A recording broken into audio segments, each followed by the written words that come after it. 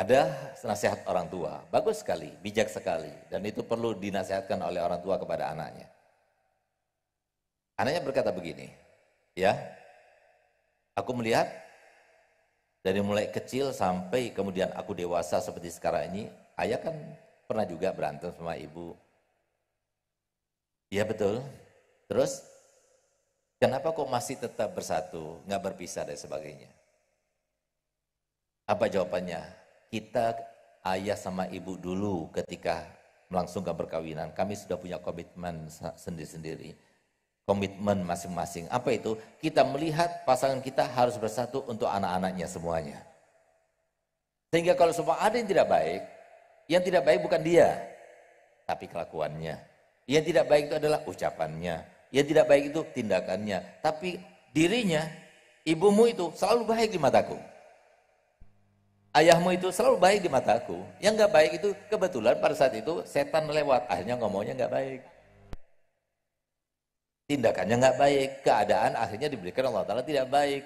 Tapi setelah kita kembali lagi kepada badannya, kepada ibumu, ayahmu, dia adalah manusia yang terbaik. Makanya sampai sekarang ibu itu terus bersanding sama ayah. Nah, jadi kita harus lihat seperti itu, Bu. Kenapa ibu dulu, masih ingat gak dulu? Dulu Bu, 30 tahun lalu kan masih cantik. Sekarang masih ada bekas cantiknya. Nah, itu sama laki-laki juga seperti itu. Dulu masih kencang badannya, Masya Allah. Sekarang sudah lain, udah layu, sudah tampak bau tanahnya sudah kelihatan gitu. Tinggal nunggu waktu. Nah, sama seperti itu, kita semua. Tapi kalau kita cinta, bukan karena kelakuannya, bukan karena tindakannya, itu cinta abadi. Terus kita akan dijaga oleh Allah Ta'ala sampai akhir. Jadi anggap pasangan kita adalah yang dipilih oleh Allah Ta'ala. Allah zat yang maha profesional. Sehingga kegagalan yang paling besar adalah kalau terjadi perceraian, itu gagal. Ingat Bu, orang itu kalau sudah punya anak, ya, tambah lagi 2, 3, 4, tambah banyak anaknya, tambah terbelah jantung hatinya. Perasaannya, jiwanya juga. Itulah orang tua. Baik yang laki maupun yang perempuan. Kita nggak bisa melihat anak itu sedih, nggak bisa.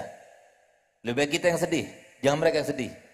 Kita akan berkorban, berapapun kita akan berkorban. Apapun aset yang kita punya, kita akan jual. Untuk kesembuhan anak kita, untuk melepaskan kesedihan anak kita. Ya kan? Itu kan yang dilakukan oleh orang tua kan, semuanya sama. Sehingga apa?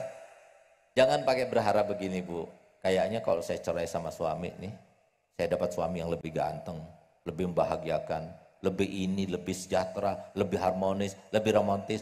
Bohong semuanya itu Bu. Nggak bakalan. Yang terjadi adalah, ya mungkin bahagia sesaat, sama seperti ketika bahagia kita tidur bersama istri, bahagia sesaat, habis itu kembali lagi. Nggak mungkin kita akan paksakan untuk terus bahagia, tidur bersama istri, terus-terusan begitu. Nggak mungkin, kita ada kekuatan terbatas. Itu yang terjadi. Sehingga Pak, tatkala kita melihat bahwasanya hidup ini ujian, setiap pasangan itu harus siap. Sebentar lagi pasti ada masalah lagi. Besok mungkin ada masalah lagi. Sebelum ada masalah, kita sudah siap. Tapi kalau kita itu biasa, tidak menyiapkan diri, tidak mengantisipasinya, akhirnya ketika datang ujian, kaget. Langsung si istri mengatakan, pulangkan saja aku. Padahal mengatakan begitu kepada suami, itu dosanya besar. Kata Nabi SAW, ayu mamra'atit tolabat tolak min ghairi ba'sin, hurimat alaihi ra'ihatul jannah. Baunya surga aja diharamkan, apalagi sampai mau masuk surga. Berarti apa? Dosa besar. Nah, kita menyebabkan istri itu jadi dosa besar. Udah sabar.